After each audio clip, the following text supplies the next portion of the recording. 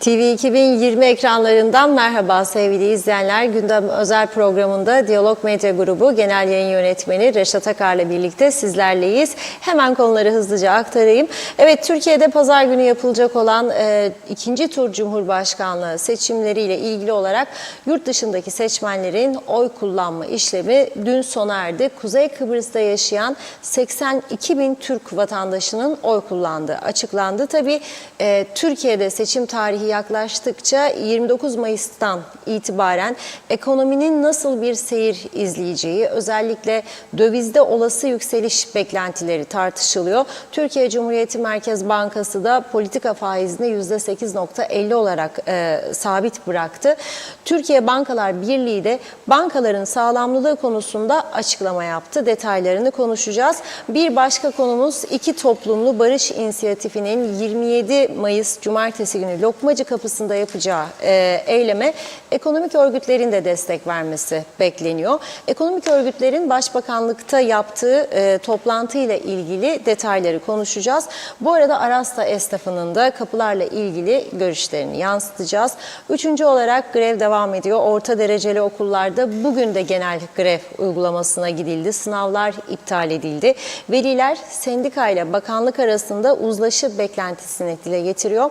Son olarak da 1946 yılında Lefkoşa'nın mahalle mahalle nüfus dağılımını ortaya koyan bir tablo yayınlandı.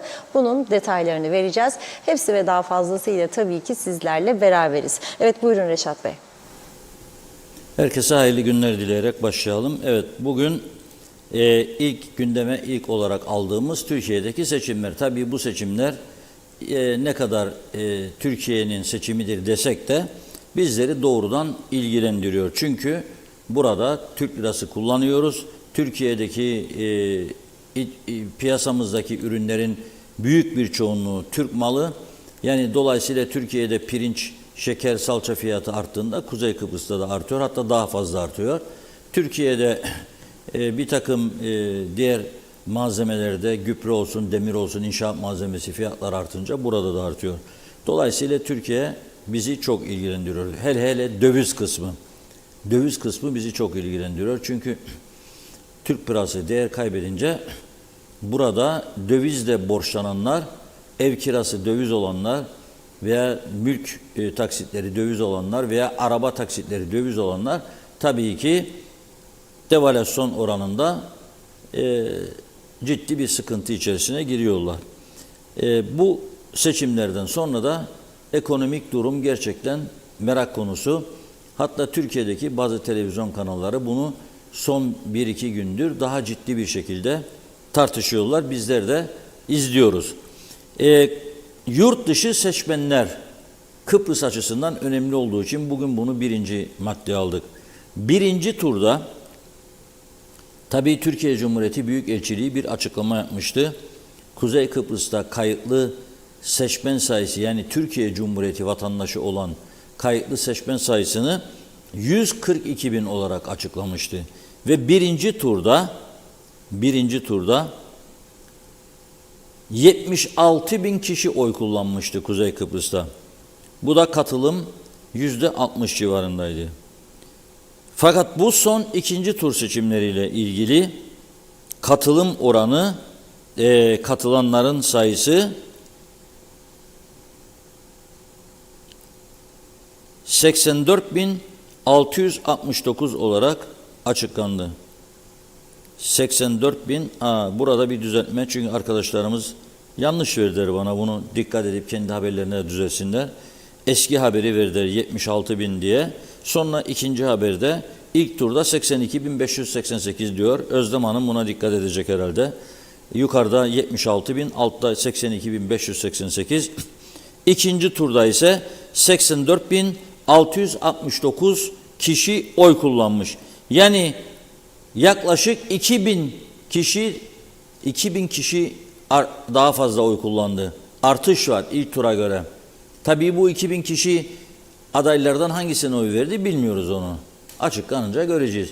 Ama ilk turda %53 civarı Sayın Kılıçdaroğlu'na oy verilmiş. Yani 50'nin üzerinde oy almıştı Kılıçdaroğlu. Bu seçimde ne olacağını da birlikte göreceğiz. Yapılan açıklamaya göre Kıbrıs'ta kullanılan oylar diplomatik kuryeler eşliğinde Ankara'ya gönderildi. Oy torbaları uçağın yolcu bölümünde diplomatik kurye beraberinde taşınacağı açıklandı. Bu şekilde Türkiye'ye gidecek oylar kolluk kuvvetlerinin nezaretinde yurt dışı ilçe seçim kuruluna ulaştırılacak. Aşamalarda kurullarda görevli siyasi parti temsilcileri de gözlemci olarak bulunulabilecek. Lefkoşa gibi torba sayısı fazla olan bölgelerde her diplomatik torba 20 kilogram olarak hazırlanmış ve diplomatik torba sayısı kadar ek koltuk tarifeli uçak şirketlerinden satın alınmış. Oy pusulaları diplomatik kargo ile Ankara'da bulunan Yüksek Seçim Kurulu'na gönderildi diyor haberde. Türkiye Cumhuriyeti Büyükelçiliğinden elde edilen bilgiler bu şekilde. İlk turda 82.588 kişi oy kullanılmış. İkinci turda 84.669 kişi oy kullanmış. 2100 civarında bir artış var oylarda. Bunun nasıl yansıyacağını tabii göreceğiz. Şimdi burada önemli olan dediğim gibi bu arada Türkiye Merkez Bankası tam da seçime saatler kala diyebiliriz artık. Çünkü bugün Perşembe biter, Cuma, Cumartesi, Pazar günü oy var. Faizleri açıkladı, yeni faizleri ve politika faizini %8.50 olarak bıraktı, değiştirmedi. Fakat bizim yaptığımız bir araştırmaya göre birçok Türkiye bankası bugün itibariyle bir ay vadeli mevduatlara 1 milyonun TL'nin üzerindeyse %40 civarında faiz vermeye başladı. Şimdi bankalar tabii ki kokuyu iyi alıyorlar.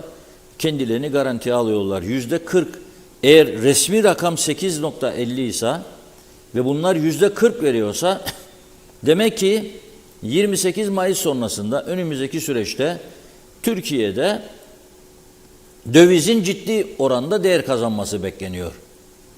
Çünkü %40 adam kendini garantiye alıyor. Beklenti bu büyük bir ihtimalle onun üzerindedir ki %40'ı veriyor. Tabii bir de tartışılan konu var. Acaba pazartesi ne olacak? Bankalar bize döviz mevduatı olanlara bu dövizi verecek mi, vermeyecek mi? Kıbrıs'tan şimdilik herhangi bir açıklama yok. Bir panik olduğunu da duymadık. Yani Kıbrıs'ta bankaya gittiğimde bana banka paramı vermedi diye bir şey duymadık. Böyle bir şey yok. Ama Türkiye'de herhalde vardır ki bugün Türkiye Bankalar Birliği bir açıklama yapmak zorunda kaldı. Aynı zamanda SPK'dan da Sermaye Piyasası Kurulu, Bankacılık Düzenleme ve Denetleme Kurumu ve Türkiye Bankalar Birliği bir açıklama yaptı bugün ve son dönemde bazı basın yayın organlarında ve sosyal medyada yer alan bankacılık sektörü ve sermaye piyasalarına yönelik iddialara ilişkin eş zamanlı açıklama yapmışlar. Türkiye Bankalar Birliği'nin açıklamasında bankacılık sektörünün tüm yükümlülüklerini karşılayabilecek güçte olduğu vurgulanmış. Bankacılıkla ilgili konuların siyaset üstü tutulması gerektiğinin altı çizilirken sektörün güvenliğine zarar verecek ve gerçeği yansıtmayan açıklamalara itibar edilmemesi istenmiş. Bankacılık Düzenleme ve Denetleme Kurulu'ndan yapılan açıklamada ise bankacılık mevduatı çerçevesinde açıkça suç teşkil eden söz konusu açıklamalar ve bunları yayınlarla ilgili yasal işlem başlatılacağı belirtilmiş. Yani her kim ki Türkiye'de bankalarda döviz mevduatlarına el konuluyor ya donduruluyor ya ne bileyim işte yüksek miktarda talep olduğu zaman verilmiyor gibi iddialarda bulunuyorsa bu diyor bir suçtur diyor. Bu önemli. Kuzey Kıbrıs'ta da bildiğim kadarıyla öyledir. Yani şimdi biz Kuzey Kıbrıs'ta bankalarda krizler şu var bu var gibi bir yalan iddia ortaya koyarsak suç işlemiş oluruz. Onun için çok dikkatli olmak lazım. Bu konu hassas konulardan biridir. Yani milli politikadan daha hassas bir konudur. Çünkü banka insanların geleceği, güvencesi, her şeyi orada. Düşünün emekli çıktınız, bir miktar ikramiye aldınız ve bankaya koydunuz. sizin geleceğiniz için veya çocuklarınızın geleceği için, ama bir kriz yaşandı diyelim, Allah göstermesin. O zaman sizin geleceğinizle birlikte çocuklarınızın geleceği de kararmış oluyor. O yüzden dikkatli olmak lazım. Panik yaratmamak lazım. Ama şunu söyleyebiliriz.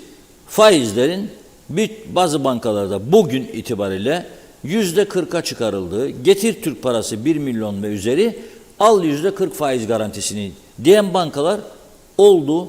Soruşturan, talep eden insanların aldığı cevaplar bu yönde oldu. Bunun sisteme veyahut da sistemi kötüleme gibi bir anlamı olamaz. Yani bir uygulamadır. Ama biz Kıbrıs'ta bugün itibariyle herhangi bir bankanın müşterilerine talep ettiği parayı vermediğini duymadık. Sadece yüksek rakam olduğu zaman bankalar onlara bir gün önceden söyleyiniz ki o parayı biz kasada hazır tutalım. Çünkü kasada çok büyük para tutmuyoruz diyorlarmış. Yani adam sabahleyin uyandı, 9'da dayandı bankanın kapısına, ver 300 bin sterlin bana hesabımdan dediği anda banka o 300 bin sterlini veremeyebilir. Çünkü kasasında o kadar yüksek miktarda para tutmuyor. Bir gün önceden bildiriniz diyor veya 2 gün önceden bazı bankalar. Şöyle diyor, Bankacılık Denetleme ve Düzenleme ve Denetleme Kurulu açıklamasında, uluslararası piyasalara tam entegre olan sermaye piyasamız güvenilir, şeffaf, istikrarlı, adil ve rekabetçi bir ortamda işlemektedir. Sermaye piyasasının güven ve istikrarını bozacak açıklama ve işlemlere karşı cezai ve idari yaptırım uygulanacaktır. Sermaye Piyasası Kurulu yani SPK'dan yapılan açıklamada ise bazı basın yayın organlarında ve sosyal medyada Borsa İstanbul pay piyasasında işlem gören şirketler hakkında herhangi bir bilgi ve belgeye dayanmayan, gerçekleri yansıtmayan mesnetsiz ifadelerin yer aldığı aktarılmış. Uluslararası piyasada tam entegre olan sermaye piyasasının güvenilir, şeffaf, istikrarlı, rekabetçi olduğu onlar tarafından da vurgulanmıştır. Dolayısıyla Türkiye ile ilgili yapılan açıklamada daha dikkatli olunması gerekiyor. Türkiye Bankalar Birliği açıklamasında başka rakamlar da veriliyor. Sektörün diyor 17 Mayıs 2023 tarihi itibariyle 427 milyar Türk liralık likit varlığı, 110 milyar dolar yabancı para likit varlığı bulunmaktadır. Likidite oranı %160 ile diğer göstere benzer şekilde uluslararası ortalamaların düzeyindedir. Bankacılık sektörü tüm yükümlülüklerini karşılayabilecek güçtedir. Eğer Türkiye bankalarında 17 Mayıs 2023 tarihi itibariyle 427 milyar Türk lirası likit varlığı, 110 milyar dolar da yabancı para likit varlığı bulunmaktadır. Artık bunun altını çizerek söylüyorum çünkü önümüzdeki günlerde ne tür gelişmenin olacağını birlikte göreceğiz. Şimdi tabii Türkiye seçimlerle uğraşırken bizim 25 Haziran seçimlerimize daha zaman olduğu için bugün Başbakan Ünal Üstel beraberinde bir heyetle birlikte nereye gitmiş? Önce Ankara, Ankara'dan Adıyaman'a. Neden? Çünkü oradaki depremden sonra enkaz altında kalan vatandaşlarımız vardır ve bu vatandaşlarımızın hayatını kaybetmesine yol açan bu otelle ilgili yargı sürecinin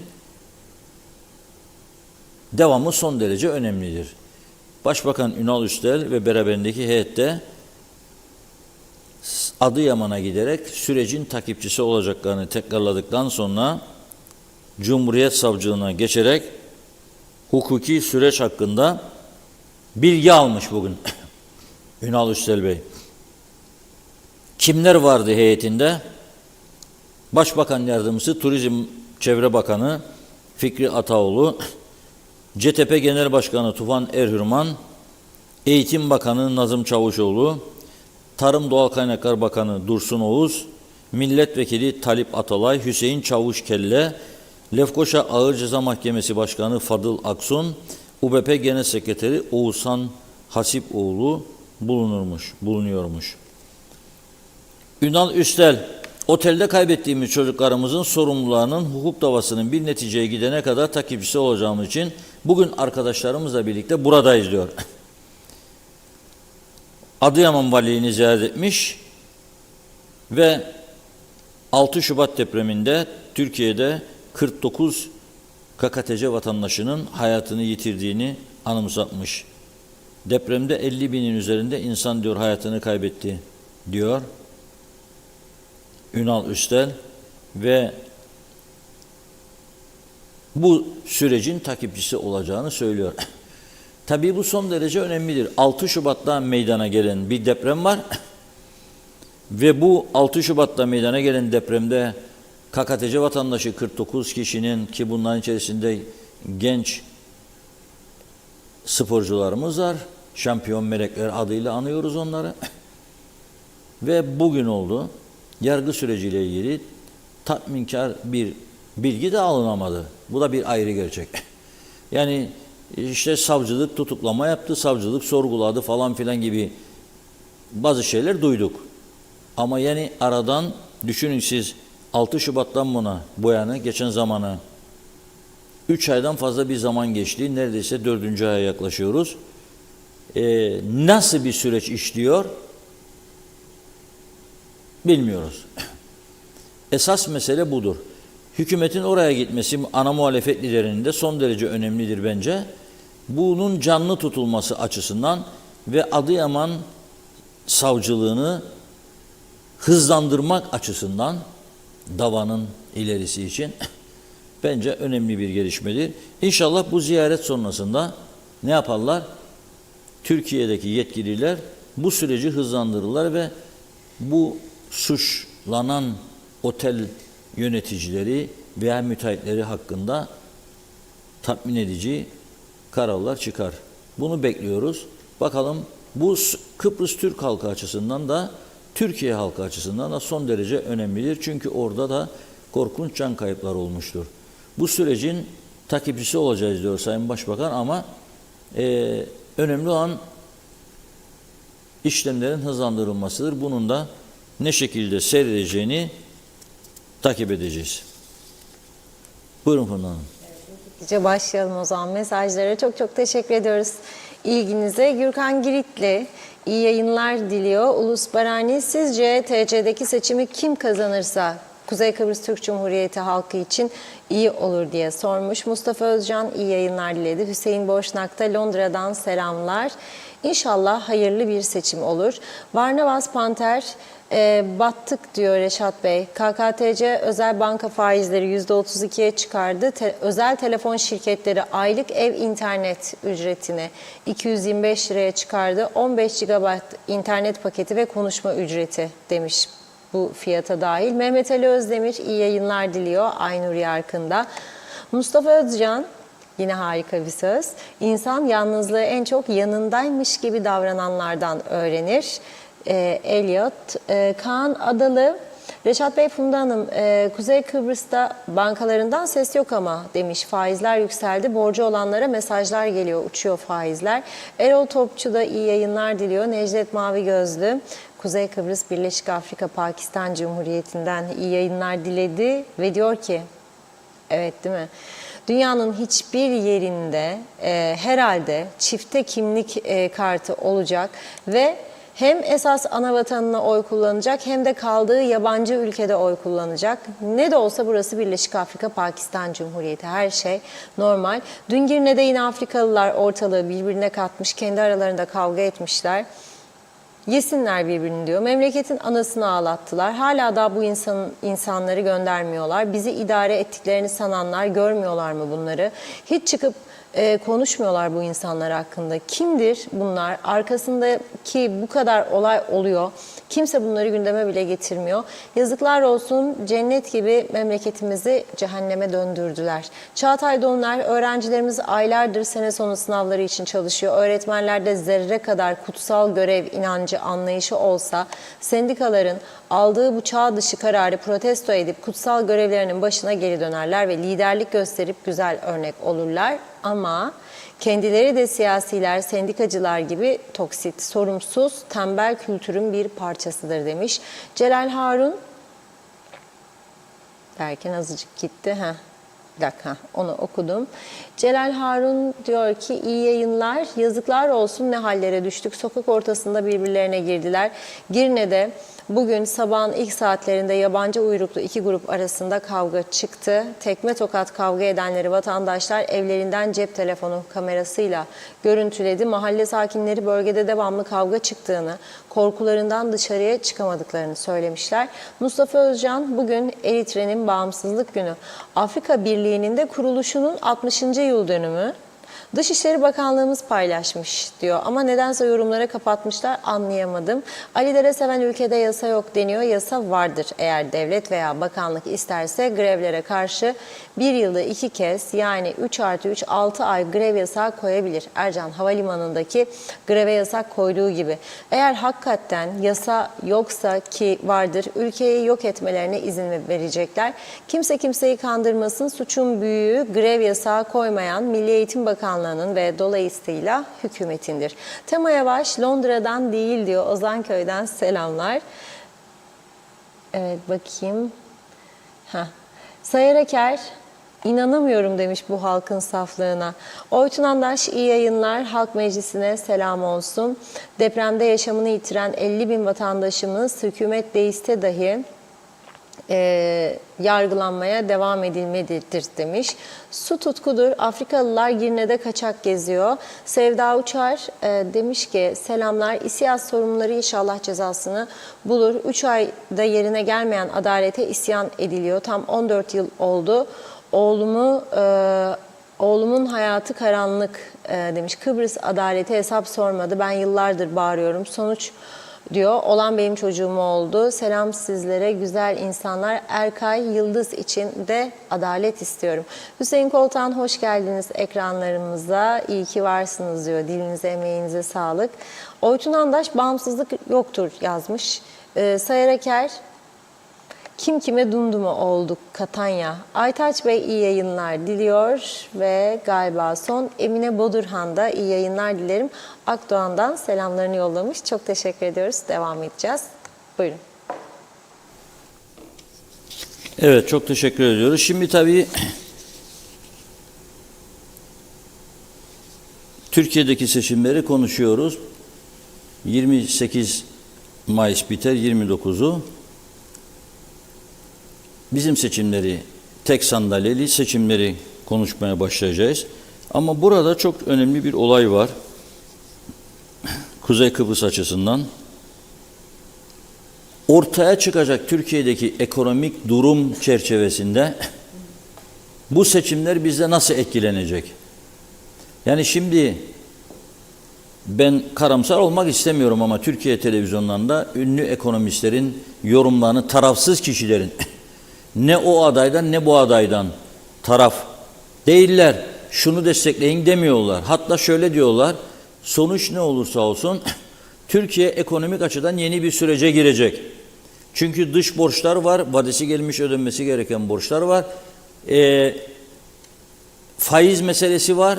Türk parasının değer kaybının uzunca bir süre bastırılması var. Bütün bunlara baktığımızda bir takım gelişmelerin olacağını düşünmek zor değildir. Tabii o bizi nasıl etkileyecek? Ve o atmosferde bizim insanımız ne kadar seçimlerle ilgilenecek bir sandalye için? Onun için devamlı kaç gündür buradan mesaj vermeye çalışıyoruz. Ya anayasa dediğiniz mesele ki o anayasa kabul edildiğinde nüfusumuz 200 bin civarıydı. Yani 200 bin kişinin önüne konan bir belgeyi o dönemde oylayıp kabul etmesi sonsuza dek götürülemez. O dönemde düşünülen koşullar öyleydi. Fakat aradan yıllar geçti. 83'ten bugüne 40 yıl. Değişen koşullara göre bunu düzenlemek, yeni bir değişiklik önerisi hazırlamak, mecliste bunu oy birliğiyle geçirip halkın onayına sunmaktı doğru olan. Ve bu resmen maskaralık olan bu tek sandalye seçimi kaldırılmalıydı. Bu resmen maskaralık.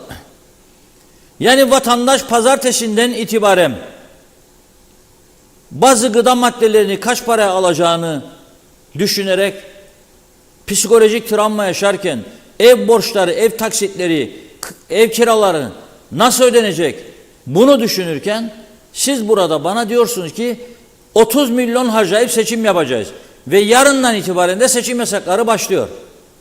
Yarından itibaren seçim yasakları bir ay süreyle bu ülke kilitleniyor. Türkiye'de 2 gün önceymiş. Yeni öğrendim ben de. 2 gün önce başlıyor. Tabii şu anda da seçim yasaklarını takan yok. Yoktur yani devletin araçları, gereçleri istediği gibi kullanılıyor. Bizim ülkemizde bir avuçluk memlekette 2 aymış da meclis bunu 1 aya düşürmüş. Neden bir haftaya düşürmediniz? Neden bu tek sandalye seçimini yapmama konusunda oy birliğiyle bir karar almadınız? Anayasa gidin halka git sorun bakalım. Zaten halk bunu onaylamıyor. Halkın onaylamadığı bir işi nasıl ısrarla yürütüyorsunuz ya? Ve seçim propaganda gezileri de başlamış durumda. Adaylar o köy senin, bu köy benim geziyorlar. Bir sandalye için. Yazık günahtır ya. Gerçekten yazık günahtır. Başka işimiz yok mu? 6 ay önce belediye seçimi yaptık. Onun da 1 yıl öncesinden başladığı seçim çalışmaları yok sayı 18 mi olacaktı, 8 mi olacaktı, 10 mu, 12 mi? 1 yıl bunu tartıştık. Bu son 1 yılda gene UBP kurultaylarını tartıştık. Genel başkan kim olacak, başbakan kim olacak? 6 günde hükümet değişikliğini yaşadık. Gerçekten psikolojimizi bozdu bize bunlar. Yani o kadar sorun varken önümüzde bunların tamamını bir kenara bıraktık ve biz şimdi burada bir sandalyeyi kim kapacak onu konuşuyoruz. Ya olacak iş değil. Gülüyorlar bize, resmen alay ediyorlar. Ama biri de çıkıp bunları düzeltmek yoluna gitmiyor.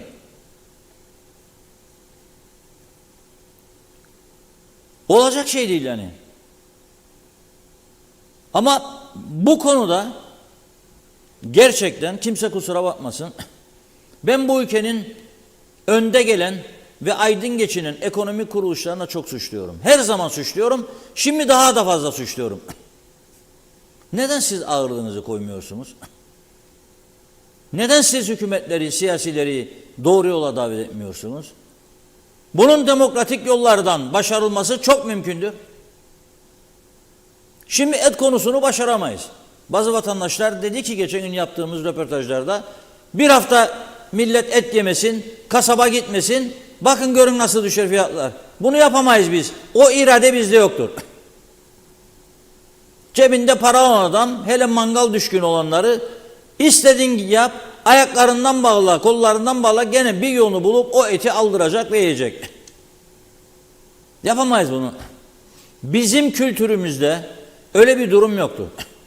Ama ekonomik örgütler, 5-10 kişilik yönetim kurulları bazı kararlar alarak ülkenin yanlış giden meselelerini düzeltme gücüne sahip değiller. Yıllar önce bu ülkede basit bir mazot zammı nedeniyle hükümet düşürdü dönemin Ticaret Odası ve Çiftçiler Birliği. Hükümet düşürdüler. Başbakan istifa etti, hükümet düştü. Şimdi kol kola geziyorlar, dans ediyorlar siyasilerle. Arada bir eleştiriyorlar ama onlar ne yapalım baskı altındayız falan filan derler. Ama gerçekte yoktur böyle bir şey. Ya bu ülkenin bu kadar ağır sorunları hiç mi ilgilendirmiyor sizi yani? Yani bir şekilde sepete akıtıyorsunuz paraları diye, özellikle iş adamları. Bunun böyle devam edeceğini mi düşünüyorsunuz? Bakın Güney Kıbrıs'ta o ağır ekonomik kriz olduğu zaman çok Rum'la konuştum ben. Bir tanesi dedi ki bizim hanım dedi emekli çıktığı zaman aldığı ikramiyeyi dedi devlet bonolarına yatırdı dedi. O da Kıbrıs bankaları bu paraları ana vatan ellada diye ana vatana paketledi. Sonra ana vatandaki bankalar battı. Batınca bizim kağıtlar da dedi 0'a 0 elde 0. Hatta bazılar demiş ki madem bu kadar cesurdum da tümünü sen devlet hisselerine yatırdın. O kağıtları demiş batır suya ıslat da iç suyunu. Gene bir başka lokantacı. 70 yaşına geldim dedi. Kendisi böyle göbekli, kalın yapılı. Karısı da ufacık tefecik. Mutfaktan çıkmaz kadın. 50 sene mutfakta çalışmış. Adam da 50 sene hoş geldin, hoş bulduk, hesap müşteri karşı kasaya bakar. 1 milyon euroya ulaşmış mevduatlar. Sonra demiş ki Troika %40'ını tıraşla. Tıraşladılar değil mi? Duydunuz bunu yani, unutmuş olamazsınız. Bir anda demişler 600 bine düştü senin paran. Ya diyor ben 50 sene. Gitti. Bir 50 sene daha. Çalışabilirsen 120 yaşına kadar gidersen. Ne oldu?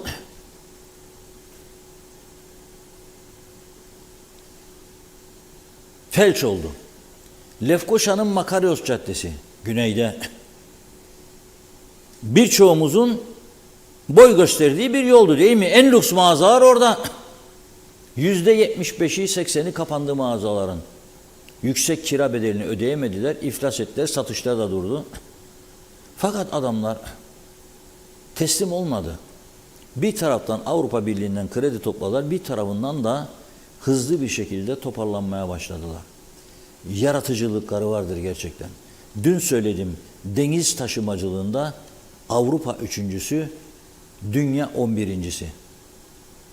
Sonra neyi fırsat kullandılar? Altın pasaportları. 500 bin euro ile başlattılar, çıkardılar 5 milyon euroya. Avrupa'nın bastırması sonucu şimdi yılda 700'e sınırladılar. Ama düşünün siz 700 çarpı 5 milyon euro. Her 5 milyonun da 560 bin lirası ayrıca ikinci bir vergi devletin kasasına. Biz özellikle Türkiye'de 15 Temmuz sonrasında başlayan buraya göç ve daha sonra ekonomik kriz ve daha sonra deprem, varlıklı insanlar gelmeye başladı. İran'dan, Rusya'dan, ama hala da toparlanamadık. Ekonomiyi düzeltmede toparlanamadık. Yine ben yetkililerden öğreniyorum, KKTC'yi yönetenlerden. 1 milyar sterlin tapu vergisi alma şansı var devletin. Fakat bir yasa değişikliğini yapamamışlar. Tapuda bekliyormuş işlemler. Ama 1 milyar sterlini alamıyorlar. Sonra da paramız yoktur. Hastanelerde ilaç yok, doktor yok, o yok, bu yok. Okullar depreme dayanıklı değil. Yani şimdi ben evet sendikaların hop dedik grev yapmasına karşıyım. Hiçbir ülkede yoktur bu. 8.30'da okula gittim. Hadi ben geldim grev yapıyorum. Hadi ya alkışlayın alan. Yoktur başka ülkede. Şiddetle karşı olduğum bir durumdur bu. Bu demokrasi değildir. Hiç birbirimizi kandırmayalım. Her meseleye kılıf uydurabiliriz ha. Şimdi ben mesela dün dedim ki 12 saat ister beden eğitimi öğretmenleri 20 saati kabul etmezler. Diğer öğretmenler de mesela sürekli olanlar işte 18 saat, 15 saat, 14 saat öyle talepleri var. 15 saat, 5 gün günde 3 saat demektir ya, olmaz. Şimdi bazı öğretmenler bu eleştirileri iyi yönde değerlendireceklerine veya bu yapıcı önerileri iyi şekilde değerlendireceklerine cevap veriyorlar. Sanki biz onların düşmanıymışık gibi. Yani ismimizi kullanarak değil ama anlarsın mesela. Evet diyor okulda 3 saatim diyor ama evde diyor Ali arar, Veri arar, ben ona cevap veririm diyor. Tamam da bizi de gece 12'de arayanlar var, sabah 7'de arayanlar var. Ne yapacaksın yani? Vatandaş arasa konuşacaksın. Mesleğindir. O zaman siyasetçi de hiç meclise gitmesinler. Çünkü sokakta kahvede gezerler bütün gün köylerde. Zaten orada dinliyorlar sorunları. Meclislerine gitmeye ne gerek var? Böyle mazaretlerin arkasına sığınamayız. Hep bu şekilde bu hale geldik. Efendim elektrikle çalışanlar hissedirsem bilir miyim ki bir elektrik falan öldürür? Bilirim. O güvenlik tedbirleri alınmadan inşaatın üst katına çıkarılığına düşüp ölenlere ne diyelim? Ona kim verecek 15.yi, 16.yi ki siz verdiniz elektrik kurumuna batırdınız işte. Aynısını Kıbrıs Türk Hava Yolları'na denediniz, batırdınız işte.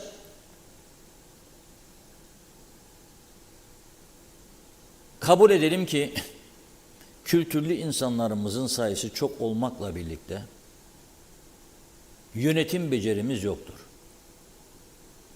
Yoktur.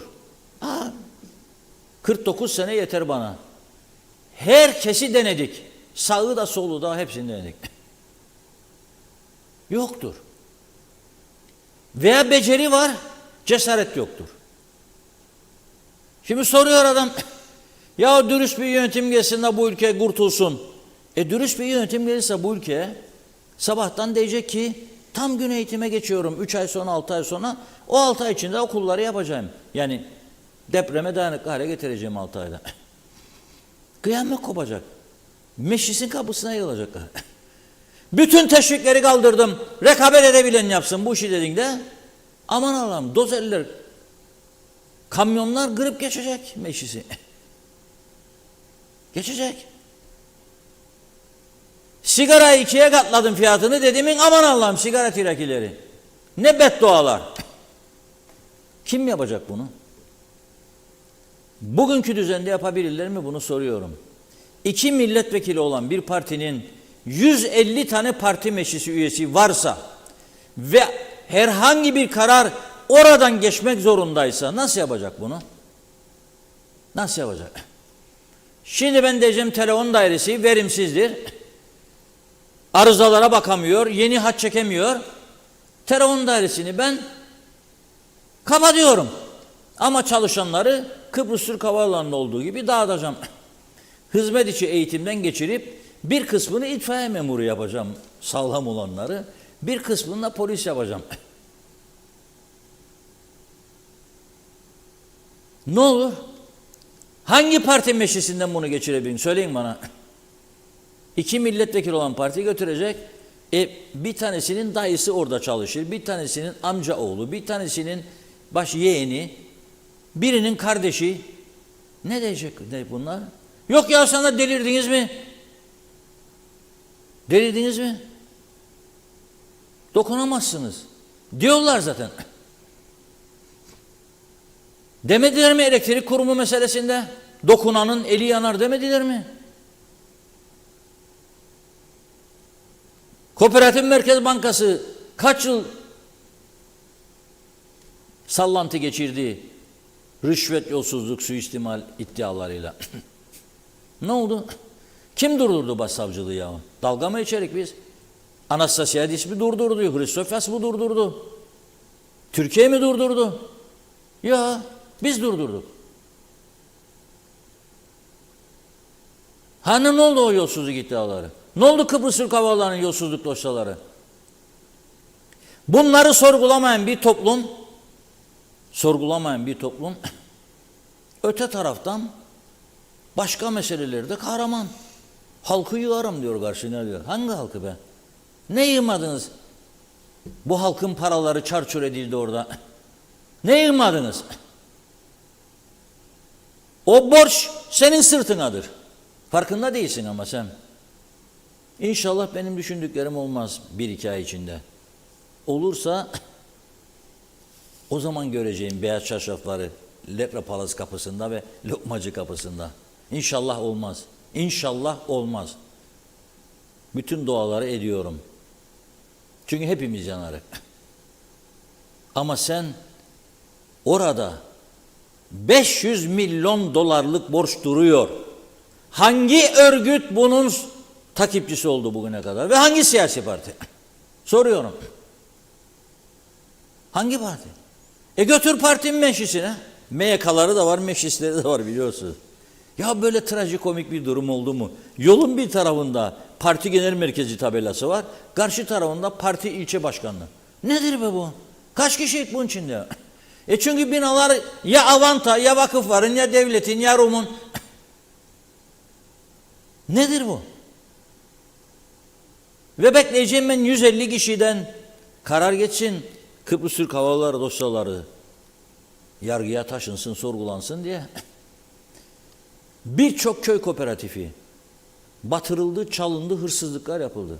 Kaç kişi yargılandı? Nerededir bu insanlar? Nerededir bu paralar? Unutuldu. Sin de geçer. Sin de geçer. Bankalar batırıldı. Ne sonucu aldık? 2 kişi sadece ya 3 kişi cezaevine gönderildi. Kimi haklı, kimi haksız. Ne oldu bu işte? Sonucu nerede? Yoktur. Yoktur sonucu. Emlak yağmacılığı. Kazıkladılar İngilizleri, Almanları, Türkleri, kendi vatandaşlarımızı da.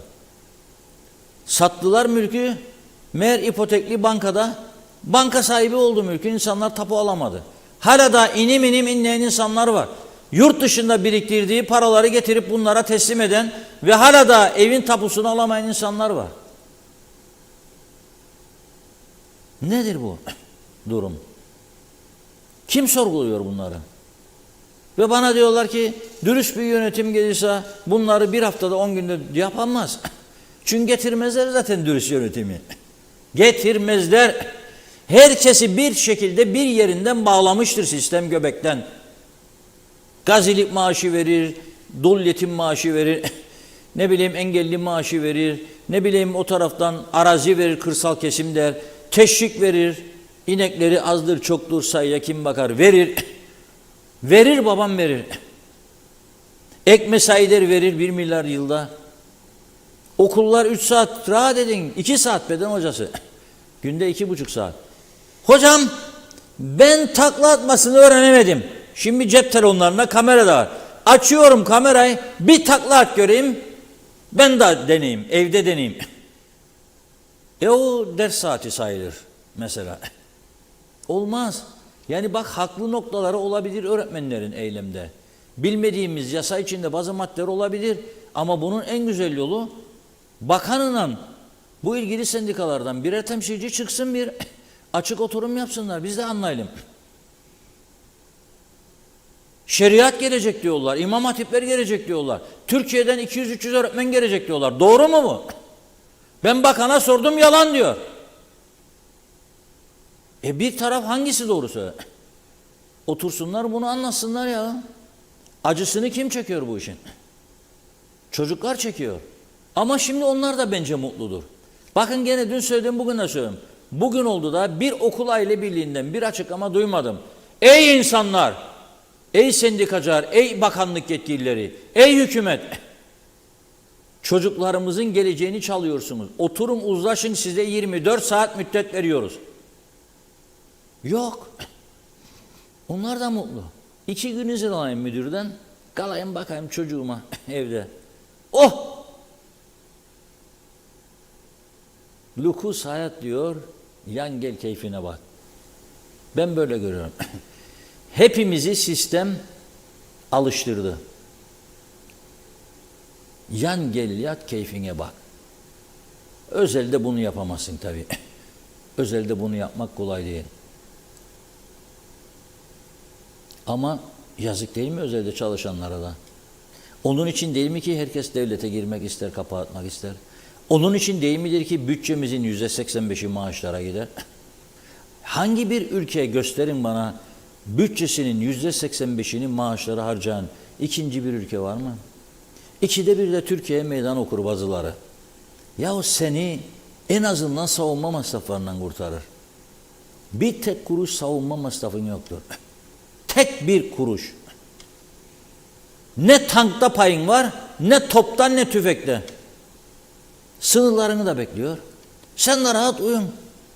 Şişcik, kebapçık dönsün şeftalecik, viskicik, tiki tok falan. Tamam, güzel arkadaş. Ama bir kuruş savunma giderin yok. Sonra Türkiye falan. Ne? Ne? Adımını buradan çektiği gün anlaşma olmadan söylerim ha. Anlaşmayı da desteklerim ve istiyorum. Ama anlaşma olmadan kesin geleceğimizi garantiye bağlayan bir anlaşma olmadan çekilsin. Ben düşünmek bile istemem. Sabah 8'den sonra olacakları bu ülkede.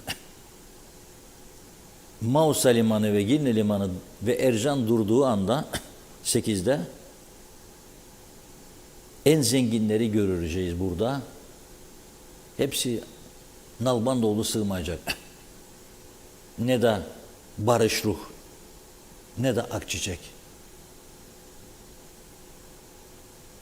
Biter bu film. Bunları düşünerek mi konuşuyoruz acaba? Yoksa bir yerlerden destek almaya, bir yerleri memnun edelim diye mi? Bu sistem çökmüştür. Bu sistemi değiştirmediği sürece mevcut o yüce meşis dedikleri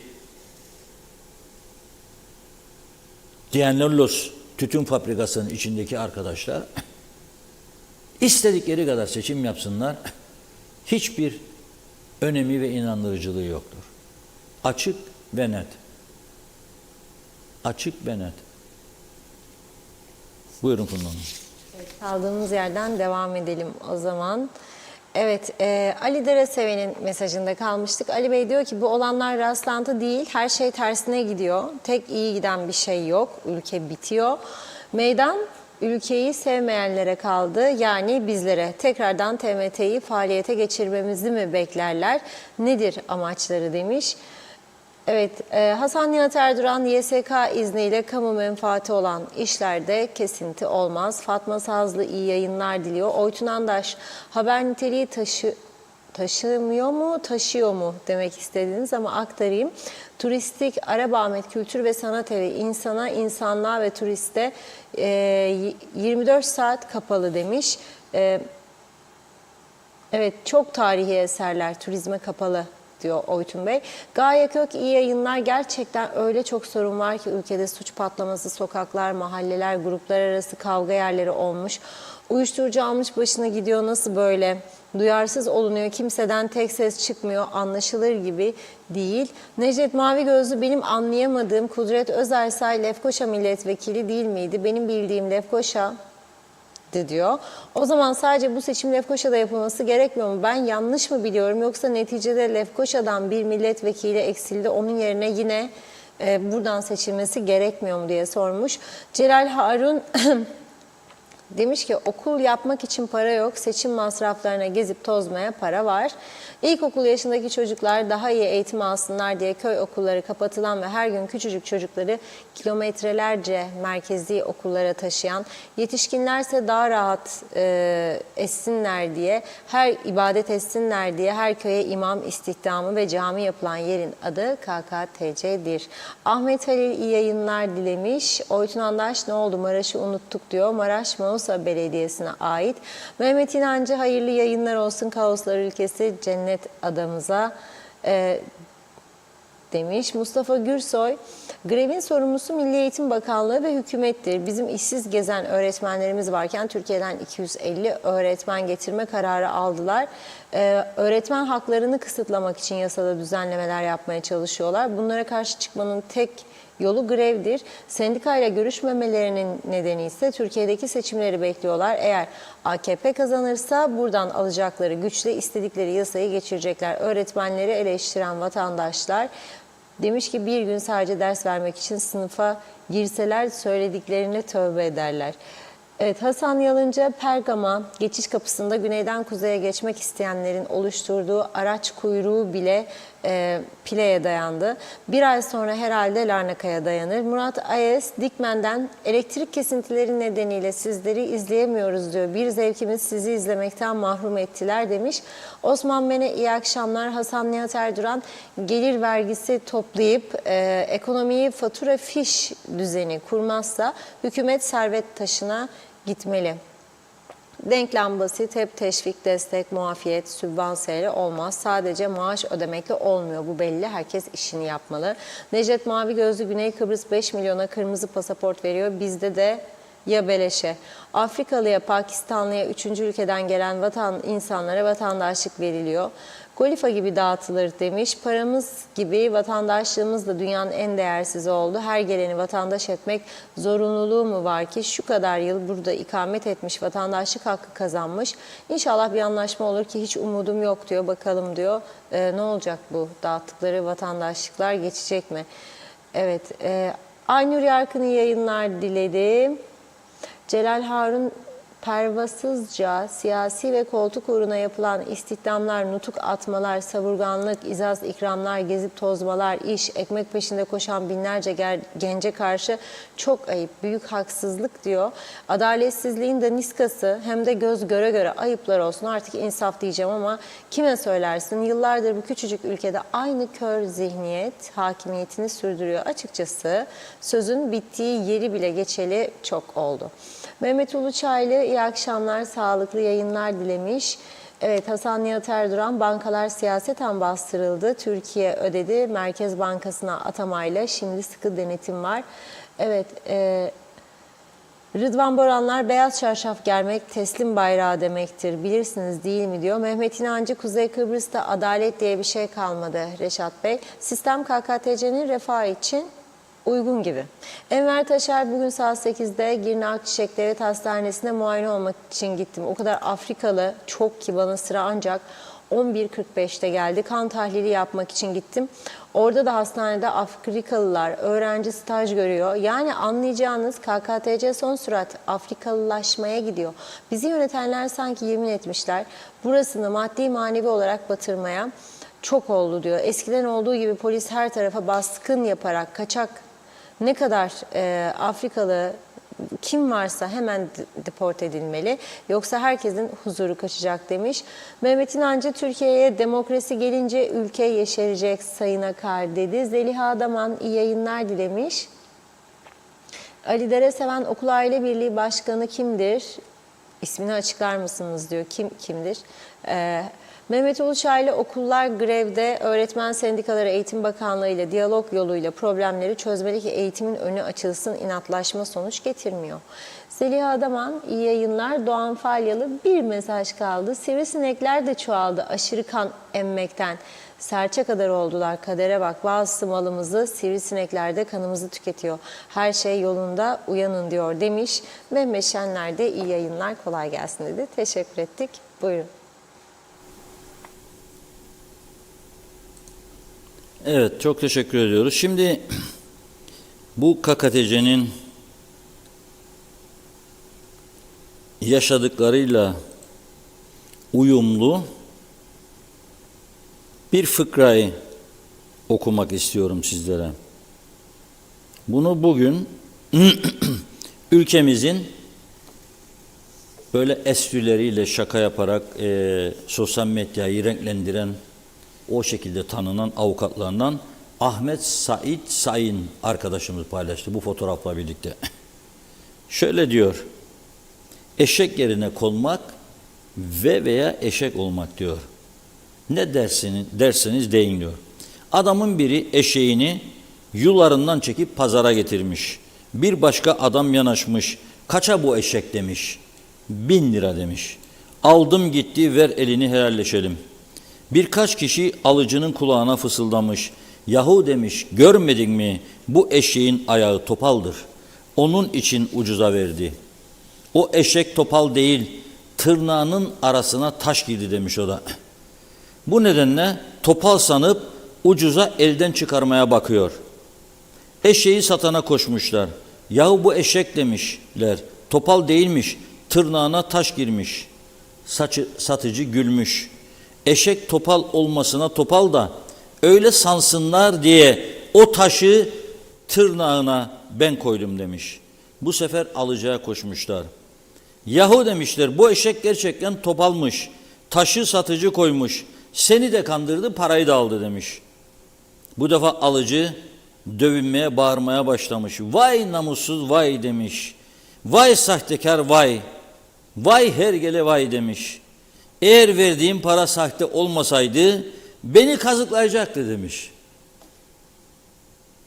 Günümüz insanının diyor Ahmet Said Sayın, ahlak yapısı bu işte diyor. Yalan söylediklerini biliyoruz. Yalan söylediklerini biliyorlar. Yalan söylediklerini bildiğimizi biliyorlar. Yalan söylediklerini bildiklerini biliyoruz diyor. Ama hala yalan söylüyorlar. Biz de bu tatlı yalanlara inanmak istiyoruz diyorlar. Kuzey Kıbrıs Türk Cumhuriyeti'nde siyaseti ve ülkenin nasıl yönetildiğini ve insanlar arasındaki ilişkilerin ne düzeyde olduğunu anlamak açısından son derece önemlidir. Şimdi arkadaşlıklarda eski güven var mıdır? Yani arkadaş arkadaşı gazıklamaz mı zannedersiniz? Bir anda insanların nasıl adileşebildiklerini, nasıl çıkar uğruna değişebildiklerini, basitleştiklerini görmüyor muyuz hayatımızda? Çıkarını sürdürecek diye veya yeni bir çıkar buldu diye sizi yerden yere vurabilecek, gidip başkanın yanında küçük düşürecek veyahut da önünüzü kesecek adam sayısı söyleyin bana bakalım. 1 mi 10 mu? Yüzde kaçtır? Çok farklılaştık. Çünkü her şeyin başı kültürdür arkadaş. Eğer eğitim ve kültürde dibe vurduysa bu toplum bitmiştir. İşte benim babam Londra'da okudu. O geçti. Şimdiki gençlik nesile bakarım ben. Ona bakarım ben. Nasıldır? Terlemeden bir yerlere gelenler özellikle baba bir yerden vurduysa veya vurmaya devam ediyorsa bitmiştir bu iş. O öyle. Bir de var başka kesim becerisi yoktur, yetersizdir, ne bileyim yahut da doyumsuzdur, daha çok ister, daha farklı ister. Anında en yakın arkadaşını satabilir, harcayabilir. Çok rahatlıkla. Şimdi bu eşek hikayesi de böyledir. Çok hoşuma gittiği için bugün sosyal medyada okudum. Tabii vaktimiz, günümüzün birkaç saati buna gidiyor. Okuyoruz, bakıyoruz, güzel olanları seçiyoruz, gazetemizde yayınlıyoruz falan filan. Son derece önemlidir. Şimdi ben sınır kapılarına geliyorum yine. Çünkü yarın değil o bir gün, yani cumartesi günü, 27 Mayıs günü sabah saat 9.45'te Lokmacı kapısında buluşacak iki toplumun temsilcileri. Bunlar çok kalabalık ekipler değildir. Kalabalık olmaları için ekonomik örgütlerin bunlara destek vermesi lazım. Şimdi ben bugün Diyalog Gazetesi'nde bir manşet kullandık tabii. Ekonomik örgütlerin uyuması nedeniyle iki toplumlu barış inisiyatifi yeni sınır kapıların açılması için harekete geçti diye bir başlık kullandık biz. Ve tam zamanı dedik. Neden tam zamanı? Çünkü Türkiye ile Yunanistan yakınlaşmak istiyor seçimlerden sonra barış ileri hamleler, müzakereler başlasın diyorlar. Bir taraftan da iki toplumun birbirine ilgisi arttı. Bizim et ihtiyacımız var, mecburuk geçelim oradan daha ucuz alalım. Onun akaryakıt ihtiyacı var, mecburdur gelsin. Dolayısıyla zamanıdır, tam zamanıdır. Şimdi bunu gören arkadaşlardan bir tanesi beni aradı bugün. Bir ekonomik örgütün başındaki bir arkadaş. Yahu dedi bize de geçirmişsin bugün. O çok kullanılır ya laf bizde. Ne oldu dedim. İşte ekonomik örgütler ama haklısın dedi. Yahu dedim bir yıldır avutuyorsunuz bizi. Hani başbakanın protokol imza dediniz de geliştireceydiniz en azından metanı var mı? Yahu tamamdır dün toplantı yaptık. Son bir karar aldık. Istartı veriyorum. Dedim inşallah bir yılda bu olmaz. Yok dedi merak etme. Keşifler yapılmış, tespitler yapılmış. Metanı da genişletecekmişler. İnşallah maşallah diyorum. Pek umutlu değilim tabii. Ama inşallah maşallah olur. Şimdi bu iki toplumu barış inisiyatifi de diyor ki biz yeni kapı istiyoruz. Bir tane Lefkoşa'daki Mausa kapısı çok iyi olur. Orada geniş bir yol var. 74 öncesi Larnaka'ya falan Kıbrıslı Türkler o yolu kullanarak gelirlerdi. Limasola'da. Şimdi o yolu açarlarsa gayet iyi olur. Ama Rumlar Erenköy kapısının ve Akıncılar kapısının açılmasını ister. Bizimkiler Akıncılar'ı açmaktan korkar kaçakçılık olacak diye.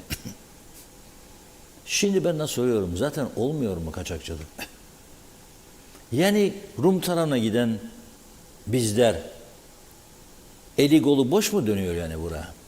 Yani şimdi ben gideceğim da 200 lira et varsa orada, burada da 450 almayacağım yani 2 kilocuk getireyim. Alacağım istediğin kadar bağır. Yani şimdi Türkiye'de arttı diye fiyatlar, içecek fiyatları. Burada 400 lira olan şarap orada 150 liraysa almayacağım yani bir şişe getireyim. Alacağım. Yani ben bu tarafta günlük taze içecek süt bulamıyorsam oradan almayacağım taze süt getireyim. İlla Tetra Pak uzun ömürlü ki Kofi Annan zamanında Mehmet Ali Talat Bey'e demiş ki, hazır mısınız çözüm sonrasındaki ekonomik savaşa? Talat demiş tabii o. Nerede hazırsınız ya o demiş. Sizin en büyük ekonomik gücünüz Kooperatif Merkez Bankası. Sütçülük, hellim, süt ürünleri. O Tetra Pak paketleri var demiş ki kullanıyorsunuz. Evet. Kullanamayacaksınız demiş çözümden sonra. Değiştirin sistemi demiş. O içindeki follo mollo uymaz demiş yeni şeylere göre. İncelettik demişler. Gazi Mausa Limanı. Avrupa Birliği 2003 yılında kapılar açıldıktan sonra buraya ekip gönderdi. Haftalarca çalıştı ekipler, ölçümler yaptılar ve rapor hazırladılar. O dönem 300 milyon euro bir şey çıktı, masraf projesi. Ve şunu dedi uzmanlar, bu liman yenilenmeden çalıştırılamaz. Çünkü AB normlarına uygun değildir. En az 3 yıllık da bir tamirat süresi vardır. 3 yıl süreli senin Gazi Mausa'ya kapatırsa senin Limasol'a yönelmekten başka hiçbir çaren yoktu. Bu raporu 2003, Allah aşkına 2023-20 yılda o dönem görüp duyanlar neden bir takım tedbirler almaya başlamadılar? Tamam ya ikide bir de bize vurursunuz başımıza. Eşit egemen olmazsa olmaz. Kendi bölgemizde mutluluk, kendi yönetimimiz, bayrağımız da tamam da bunun devam edebilmesi için ekonomikman ayakta durman lazım. Yok. Her gün anlatırım güneydeki yatırımları. Ayenapa gençlerimiz gider orada.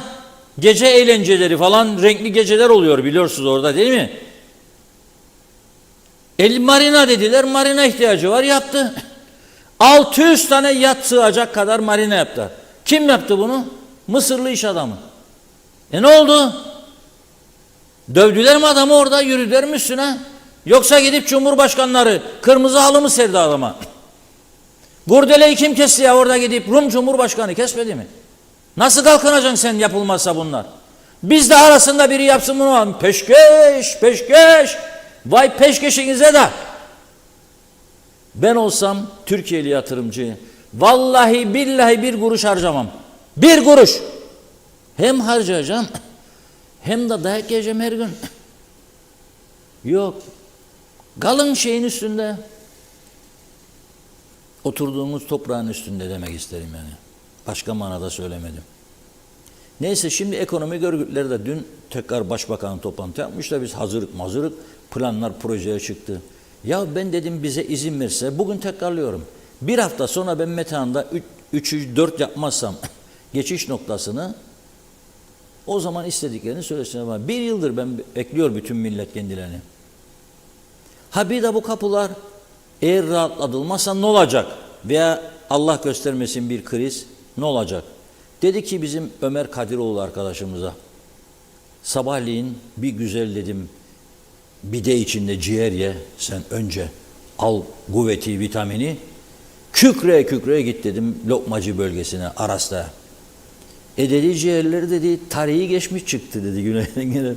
Ya ondan koyarsa bana ciğerci dedi. Korkma oğlum dedim çok bağırsaklar çalışacak. Kabızlık sorunu yaşamayacaksın dedim. Peki o zaman dedi. Dinledi gitti. Birlikte izleyelim. Burada bir sınır kapısı var. Lokmacı kara geçiş kapısı var. Aynı şekilde araçlı geçişlerde kullanılan tek kapı Metehan Lefkoşa'da. Her iki kapıda da zaman zaman yoğunluklar yaşanıyor. Neler söylemek istersiniz? Bu yoğunluklar tabii ki insanlar buraya gelmek istiyor. Bizimkiler oraya gidiyor. Bir yoğunluk da oluştuğu sürece tabii kapıları artırmakta fayda olduğunu düşünüyorum. Yani hani aklın yolu bir yoğunluk varsa ve bir izin varsa insanların bu tarafa geçmesiyle ilgili niye eziyet çektirerek bunu yapalım? Yani daha yolunu açarak ve güzel bir yönetimle, yönetimin üstüne düşen insanlarla bunu başarabiliriz diye düşünüyorum. Daha fazla kapı açılırsa mevcut kapılardaki yoğunluk azalacak dediniz. Peki başka artısı ne olur ülkemiz için? Ülkemiz için tabii ki insanların geçişinin rahat olması her şekilde bizim için bir artı. Yani sonuçta hem esnaf için hem de insanlara o stresi yaşatmamak için. Ama tabii burada kapıları açarken de o esnafı da düşünmek gerekir. Çünkü biz bu kapının yoğunluğuna göre burada yapılandık. ve ona göre yatırım yaptık ve para attık. Dolayısıyla buradaki esnafı koruyarak da kapıların açılması gerekir. Sınır kapıları kapanırsa ne olur? Sınır kapıları kapanırsa ilkelliğe geri döneriz. Yani çünkü bu bir gelişme olayı, gelişmişlik olayı. İnsanların bizim tarafımızı görmekle ilgili bir durum. Yani bizim yaşantımızı, kültürümüzü. Kapattınız demek bizim kültürümüzü yok ettiniz demektir. Genel olarak bir katılım vardır, yoğunluk vardır. Ama hani bazen bakıyorsun alışveriş amaçlı, bazen bakıyorsun gezme amaçlı. Ama kapılar biraz daha fazla olunca çünkü insanlar orada bir de sıra bekliyorlar. Yani hani geçiş gidiş döneminde sıra bekliyorlar. Kapıların açılımı biraz daha fazlalaşırsa aslında bence daha güzel bir şey olacak bu tarafta. Yani daha fazla kapı diyoruz. Daha fazla kapı olduğu zaman buradaki esnaf biraz daha canlanabilir yani. Şu anki mevcut olan kapılar da kapanırsa bence esnaf Arasta bölgesindeki esnafın hepsi dükkanını kilitleyip gidecek. Dünya teknoloji çağına girmiş. Biz daha bu konuları konuşmamız bile aslında zul gelmesi gerekiyor. Çok basit bir teknolojik ki bunu bütün dünya uyguluyor. Bilgisayar sisteminde yapılabilecekleri bir çipli sistemle bu yoğunluğu ve insan gücünü azaltacaklar. Yani şu an sadece kırtasiye ve bürokratik olarak bir sürü hamallık yapılıyor ve buradan da gelen yabancı turistler özellikle hani yerliler gidip geliyor. Anlayabiliyorum fakat yabancılar için büyük bir azap ve ızdırap oluyor. Orada yaşadıkları stresle piyasamıza maalesef negatif olarak yansıyor. Alışveriş yapma mutluluğu ellerinden gidiyor oradaki stresten dolayı. Yani benim dilim aslında bütün sınırların kaldırılması. Yani düşünebiliyor musunuz? Dünya bütün sınırları kaldırırken siz politik görüşlerden dolayı sınır kapılarını kapatıyorsunuz. İki farklı görüş, iki farklı siyasi yapının içerisindeki bana göre egoistçe, bana göre bencilce hareketlerden kaynaklı bu. Tabii ki sınır kapılarının eğer zorunluysa çoğaltılmasında fayda var. Amacımız eğer ki insanların huzur içerisinde hızlı geçiş yapacaksa bunlar sağlanması gerekiyor. Sırbistan gibi bir ülke çok yıllar öncesine gittiğinizde sadece pasaportunuzu ve kimliğinizi uzatıyorsunuz. Kendiniz çipini okutuyorsunuz ve kendiniz geçiyorsunuz. Herhangi bir polisle karşılaşmıyorsunuz. Yani bu kadar basit bir sisteme neden uygulanmıyor diye sorarsanız bana göre insanları sadece sinirleriyle oynamaya, insanları sınamayla geliyor. Mevcut sınır kapıları kapanırsa ne olur? Bana göre her iki taraf içinde hem büyük bir kaos olur. Bu hem parasal anlamda olsun, ekonomik anlamda olsun, hem siyasi politik anlamda olsun. Öncelikle sınır kapılarının olması bu yüzyılımızda bir ayıptır yani. Ama başlangıç olaraktan en azından sınır kapılarının artırılması, 1 kapı, 2 kapı, 3 kapı, 4 kapı derken en sonunda varacağımız nokta sınırların kaldırılmış olmasıdır temennim. Çünkü artık yani en son Doğu Batı Almanya'da kalmıştı böyle bir sınır kapısı. İnsanlığın utanç noktası ve biz bu yüzyılda bunu artık gideremiyorsak sorumluluğunu herkes halk olarak, yöneticiler olarak üstlenmeliyiz. Ve bir inisiyatifle bu sınır kapısının kaldırılması amacında yol almalıyız diye düşünüyorum. Çünkü turistler bir yığın oluşturuyor ve giremiyorlar buraya. Ve birçok geri dönüp gidiyor. Yani biz ekmeğimizden doluyoruz aslında. Kendi ayağımıza sıkıyoruz, farkında değiliz yani. Daha fazla sınır kapısının ülke ekonomisine artısı ne olur? Yani bence 2'ye 3'e katlanır diye düşünüyorum işler. Daha iyi olur. Daha iyi olacaktır yani. Peki mevcut sınır kapıları kapanırsa ne olur? Mevcut sınır kapıları kapanırsa işimiz harap yani. Bizi burada bulamazsınız. Kimse durmaz burada. Bizim bir eksiğimiz var o sınır kapılarına. Genişletilebilir o alan. Mesela o sınır kapılarına giderken o yollar pis. En basit onu söyleyeyim. Temizlenebilir, genişletilebilir. İnsanlar daha çok gelsin. Yani bizim ekonomimiz içindir ya. Ama bizim hiç kimse önlem almıyor buna. Yok. Sıkışık bir araba geçene kadar 10 dakika öbürü anladın. Halbuki iki sistem olsa daha rahat geçecek. İnsanlar rahat gelecek. Yani bu da ne değil? Bizim işlememiz ve devletin de bizden alacağı vergidir. Anladın mı? Kendilerinin işine gelir ama farkında değiller. Kapılar açılsın. Yani barış olması şarttır artık. Yani bırakın bu kapılar açılsın, onda da açılsın, öbür olsun. Her yerde açılsın kardeşim. Yani bu Rumlar kapısı olmazsa biz aç kalırız. Kimse bayi hikaye okumasın. Bu bölge esnafı da dahi bu metropollere de dağılırlar. Bunlar otomatik dere boyuna da gider. Yani herkesin avantajı. Kapılar genişletilsin, orada ferah olsun, insanlar daha rahat bir şekilde geçebilsin. Kontrol gene yapılsın. Evet, tabii. Sen istiyorsan bu memleketin ekonomisi için bunlar şarttır kardeşim. Peki mevcut kapılar kapanırsa ne olur? batarız. Şimdi bunu devamlı konuşuruz, devamlı da söylerik. Gene bu gelen turisti, gelen o yandaki yabancıyı bu yanı rahatlatmazsan ve eziyet eden bir şeye gelmezler, kaçar.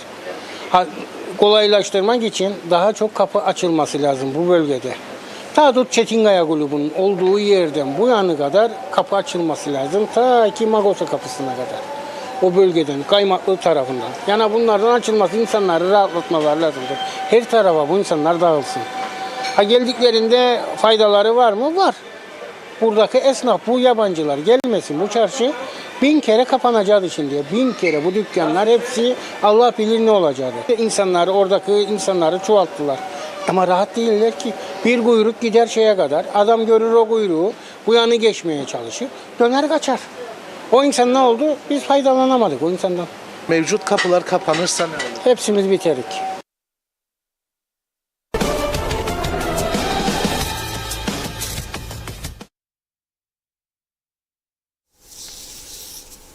Esnaf böyle diyor da acaba bu esnafın örgütü var ya, örgütü neredesiniz siz ya? Yahu istediğinizde hiç ilginiz olmadığı konularda imza atarsınız altına, esnaf sanatkarları da destek verdi, bilmem ne yaptı. Hani dünkü toplantıda varmış diye duydum. İnşallah bir netice alırlar. Ama cumartesi günü o eyleme destek vermelerini bekliyorum. Şarttır. O eyleme destek vermeni bekliyorum. Ha bu arada dün bir de İngiliz okulunda bir tane Kıbrıslı Türk'ü kabul etmeleri yönetim kuruluna demiştim. Sonradan öğrendim ki Şener Elcil Bey şu anda yönetim kurulu üyesiymiş. 12 yönetim kurulu üyesinden bir tanesi Kıbrıslı Türk'tür ve Rum liderliğinin onaylaması şarttır üyelik listesini. Evet, orada da çok Kıbrıslı Türk var. Benim duyduğum kadarıyla 300 civarında Kıbrıslı Türk çocuk İngiliz okulunda okuyor. English School of Nicosia. Önemli, eğitimi önemli olan bir okuldu. Bu arada bir anda bayram değil, seyran değil, eniştem beni niye öptü diyeceksiniz. Ama ben de dün baktım ki sosyal medyada paylaşılıyor. Şimdi benim o çocukluk yıllarımın geçtiği bazı mahalle isimlerini görünce heyecanlandım tabii. Nedir diye bilmediğim birçok gerçeği buradan öğrendim ben de. 46 yılı, biz dünyada değildik tabii ama 46 yılında Lefkoşa'nın mahalle isimlerini vererek, bazıları Rumca, bazıları Türkçe isim, nüfus yapısını verdi. Mesela çok adı geçer. Abdi Çavuş Sokağı Lefkoşa'da 74 Rum varmış, 799 Türk o dönem. 29 da diğerleridir. Bu 29 Ermenilerdir. Çünkü ben çocukluğumu hatırlıyorum. Büyük hamamın olduğu yolda çok Ermeni vardı. Hatta pastırmacı Agup Efendi vardı. Babam oradan bize pastırma alırdı, sucuk alırdı. Arabahmet bölgesi çok meşhur biliyorsunuz. Bizim Apo gitti oralardan görüntü aldı. 576 Rum, 846 Türk, 1195 de Ermeni varmış. Arabahmet bölgesine giderseniz Baf Kapısı diye bir kapı var. Kapalı böyle şeyler, kum torbalar var. 63'ten beri oralarda. Orada böyle bir işhanı falan filan var. Hep oralar Ermeni. O gördüğünüz eski tarihi binalar var Arabahmet bölgesinde. Bazıları şu anda bakımsızlıktan yıkılmaya yüz tuttu. Ezici çoğunluğu Ermenilerindi. Hep konaktı orası. Gonak. Eskiden öyle derler. Gonak derlerdi. Gonak. Ermenilerin de oraları. Kıbrıs Türk yönetimi bir karar çıkarmıştı. Ermeni mallarını da Rum malı olarak kabul etmiş ve gelin oturun içeri demişti. Çünkü 103 köyden Kıbrıslı Türkleri kovmuşlardı. Madem kovdunuz biz de buralara yerleştirir ve buralarda o 103 köyden kovulan Kıbrıslı Türkler yaşıyordu. Ama durumlarını gördünüz. Mesela Ayasofya Camii'nin Selimiye demek ister o bölge. 632 Rum varmış, 1239 Türk varmış orada. Birer Rumca isimleri olan var, çıkaramadım. Ayos Andreas 2224 Rum, 152 Türk. Ayos Antonios 2045 Rum, 7 Türk. Ayos Ioannis 1375 Rum, 57 Türk. Kafesli bölgesi Ayos Gasianos. Benim orada bir dönemim geçti. Bir dönemim orada geçti. Hüseyin Eminoğlu muhtarımız da bunu buldu, yayınladı. Ona da çok teşekkür ediyorum. 1061 Rum varmış, 115 de Türk, bir de yabancı. Ayios Lukas 263 Rum, 536 Türk. Ayios Savas 1211 Rum, 39 Türk. Haydarpaşa meşhur, biliyorsun, orada cami var. Haydarpaşa Camisi var, Haydarpaşa Fırını var tarihi ve şimdi de Turizm Bakanlığı olarak kullanılan Eski Bayraktar Ortaokulu var. 45 Rum varmış, 334 Türk varmış orada. İbrahim Paşa Mahallesi 650 Rum, 1539 Türk. Karamanzade bölgesi 124 Rum, 61 Türk. Korkut Efendi İplik Pazarı Sokak 116 Rum, 232 Türk, 208 diğerleri Ermeniler yani. Gördünüz değil mi? Çok Ermeni vardı bu bölgelerde.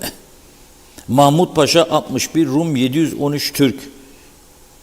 Ömerge camisi de var, şimdi güneyde kaldı. Birleşmiş Milletler'in parasıyla camiyi de, orada bir de Ömerge hamamı var. Hamamı da restore ettiler, pırıl pırıl. Fakat hamama tellah bulamadıkları için, şimdi bizde de kalmadı ya, Türk tarafında hamam yok, tellah yok. Bir hamam var galiba, ya çalışır ya çalışmaz, büyük hamam. Rumlar da o hamamı çalıştırdılar. Tarihe bu kadar önem verirler ama Çinlilere koydular. Ben gittim, bizzat gördüm. Merak ettim diye kapısını açtım, baktım tellahlar Çinli. Tahtakale 1963'te çok şehitlerimiz oldu orada. Çok göçmen, benim ailemin de büyük bir kısmı oralardan göç etti. Hangi Rum'a sorarsanız sorun Tahtakale mutlaka orta yaş üzeri, herkes bilir. 902 Rum varmış, 518 de Türk vardı. Yeni Cami bölgesi 656 Rum'a, 1686 Türk varmış. Toplama geldiğimizde bu Lefkoşa eski sokak isimlerine göre 20.768 Rum, 10.330 tam yarısı Kıbrıs'ı Türk, 3.387 de Ermeni veya Maronit da bir miktar belki ama Maronitler çok azdı. Ermeni ağırlıklı. Toplam nüfus 1946 yılında Lefkoşa'da 34.485. Evet. Bunu da sizlere aktarmaktan büyük bir mutluluk duyuyorum. Buyurun Funda Hanım. Devam edelim. Tamamlayalım mesajları. Hasan Nihat Erduran, ateşkesi, ambargoları unutmamak gerekir. Gerçekçi olalım derim. Yüksel Işık Kol bir an önce referandum demiş ve referandumla anayasa değişmeli. Ali Dayı iyi yayınlar diliyor. Doğan Falyalı, her canlının taşıyabileceği ağırlık var. Tamah edip fazla yük konursa ya diz çökecek ya da kesintisiz her şey yapacak. İsmet Ezel mış yazmış. Hasan Nihat Erduran, en büyük hatamız sanırım 3 yıl özelde çalışmayanı kamu yeterlilik sınavına almamızdır. Sıfır tecrübeyle kamuya girenin özel sektörü anlaması imkansızdır ve işinin kıymetini zor takdir ederler. Evet, Özen Dervişler, günün anlam ve önemi bu şarkıda diyor, Grup Vitamin'den şaşkın. Yüksel Işıkkol, yüz ölçümü ve nüfus olarak küçük bir ülkenin bu kadar çok sorunu olmaması gerekir. Atatürk 15 yılda mucizeler yaratmış. Şimdi gerçekleşmesi daha zor değil. Sadece politikacılar değil, halk da dürüst olmalı. Umursamadan yaşayanların hiç mi suçu yok? Sayarak her gözlüğümü taktım, yorumumu yaptım. 2 ayrı devletçilik oyununa son verelim artık. Mahmut Karabetça, hep garibanları ezerler diyor. Ne hayse anlamadım. Bırakın serbest bitsin demiş. Evet. Hasan Nihat Erduran, AB, BM, Rum'u biz olmadan anayasal bile değil, o halde tanınır diyor. Bize de hayalet muamelesi yaparlar. Ekmeğimizle oynarlar. Esas mesele budur ama birlik beraberlik yok ki mücadele edelim demiş. Devlet benim, ister açarım ister kaparım der durur. Sait Kumru, Rumlar güneyde biz kuzeyde, kapıya gerek yok. Tüm sınırları açın. Hasan Nihat Erduran, Ermeni mal sahibi çok azdır. Çoğu Türklerden kiralıydı. Arap Ahmet Mahallesi doğumluyum ben diyor. Ahmet Karabeyler, sınırlar kalksın diyor herkes. Nasıl olacak o iş? Bir taraf Avrupa, diğer taraf sorma Girhan'a. Sınırdaki denetimler ve sınır kalktığı anda kuzeyden çığ gibi göç olur güneye demiş. Çağatay Donlar, rahmetli anneannem ve dedemin evleri Abdi Çavuş sokağındaydı dedi. Hasan Nihat Erduran, Ermeni ve Maronitler Rum Milli Muhafız Ordusu'nun seferi askerleridir. Tercihleri Rum'dan yana oldu. Durum budur demiş. Ahmet Karabeyler geçici bir çözüm olarak Rum kuzeyden geçişleri biraz da güneyden kuzeye geçişleri denetlesin. Mehmet İnancı da diyor ki Baf Kapısı 1972'de bizim mahalleydi. O günlerde ortaokula giderdim Sayın Akar. İnsan özler o günleri demiş. Bakıyorum, zannediyorum tamamladık. Teşekkür ediyoruz. Buyurun. Da troppo tempo mi trascuro questo sì, ma mi sorprendo anch'io di essere così. Ormai non esco quasi più, ho perso il gusto a tutto, ma se c'è chi ha colpa, quello sei tu. Da troppo tempo son cambiata e sai perché? Tutto il mio slancio si è spezzato contro te. Sì, tu sei forte più di me, non domandarmelo però, questo piacere non te lo do. Io vorrei, se lo vorrei, credi ho fatto l'impossibile, ma un discorso insieme a te in fondo si esaurisce dopo qualche frase un po' banale, mentre invece lo sa Dio, io vorrei venire incontro a te, ma in traverso come sei, ti chiudi nel tuo guscio e prendi tutto come un fatto personale. Da troppo tempo, troppa pace tra di noi. Va bene caro, torna pure quando vuoi. Noi ci si intende ancora un po', sul piano fisico però, per un amore non basta noi.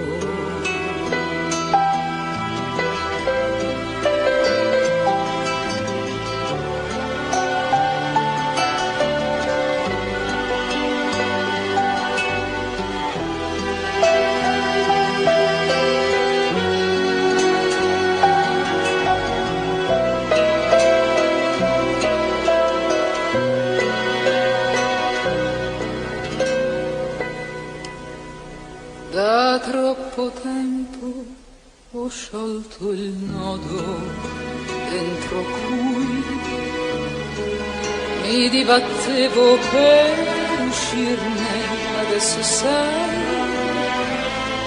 mi sembrerebbe quasi di no, se ci penso resto qui, io me ne vado e meglio.